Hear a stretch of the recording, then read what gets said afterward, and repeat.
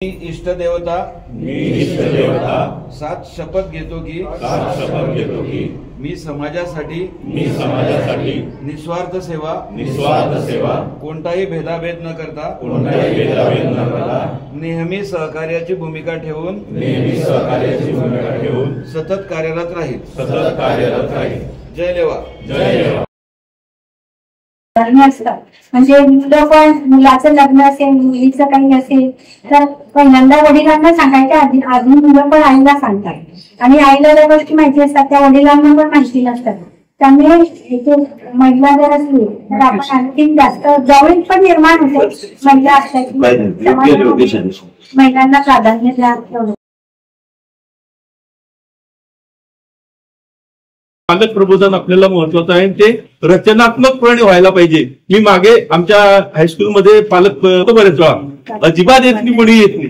मग मी याकरता मला बॉम्बेवरनं एक संस्था होती, आपली होले सर होते, त्याच्यामध्ये त्यांच्याकडनं 400 पुस्तकं आले संस्काराचे। म्हटलं पुस्तकं असेच घेऊन टाकले तर काही उपयोग नाही। मग मी काय केलं की पालक प्रबोधन मेळावा घेतला आणि त्यामध्ये हँडबिल छापले, खाली फक्त एवढी टीप लिहिली की कार्यक्रमाच्या नंतर शालेय पुस्तकं व साहित्य वाटण्यात येईल, इतकीच टीप लिहिली। परिणाम असा झाला की तो हॉल पूर्ण गच्च भरला आणि बाहेरही महिला बऱ्याचशा उभ्या राहिल्या आणि पालकही उभे राहिले। पण आता हे झालं बोलवण्याचं एक आकर्षण झालं तेवढे। पण त्या ठिकाणी पी राणे सर आणि होले सर आपल्या पालकांना प्रबोधन केल्यानंतर सर्वांच्या प्रतिक्रिया अशा आल्या की डॉक्टर असे कार्यक्रम तुम्ही मधून ठेवत जा। खूप छान कार्यक्रम झाला, म्हणजे लोकांना आवडतं, पण त्यांना एकत्र कसं आणायचं याच्यासाठी आपल्याला कोणतं तरी एखादा फंड आपण तयार करायला पाहिजे। ते असं तुम्ही बोलवलं की पालक प्रबोधन या सर्व काही येत नाही कोणी, म्हणून त्यांना जर काहीतरी प्रलोभन दाखवलं तर मात्र येतात मग सर्व।